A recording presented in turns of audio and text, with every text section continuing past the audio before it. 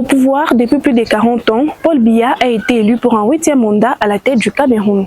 Au pouvoir depuis 2011 et âgé de 84 ans, Alassane Ouattara a lui aussi été élu récemment à la tête de la Côte d'Ivoire avec 89% de voix. Un doyen de chefs d'État africains, Denis Sassou Nguesso, a lui aussi été investi candidat pour les futures élections dans son pays, lui qui règne sans partage sur le Congo-Brazzaville depuis plus de 4 décennies. Les cas les plus récents est celui de la République centrafricaine où le président Faustin Archange est proclamé vainqueur des élections présidentielles. Pendant ces temps en RDC voisin, l'on observe de près cette situation.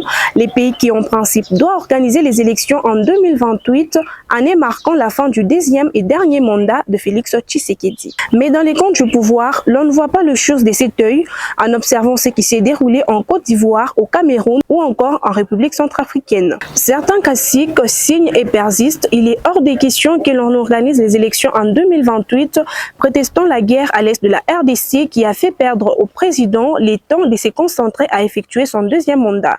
Mais au sein de l'opposition, l'on rejette fermement un glissement ou encore une quelconque modification de la Constitution. Si dialogue il y aura, une chose est sûre, il permettra soit d'assumer une transition paisible avant les élections, permettant ainsi à Félix Tshisekedi de glisser. Soit ça sera l'acceptation du cessez-le-pouvoir afin d'assurer la continuité du cycle électoral.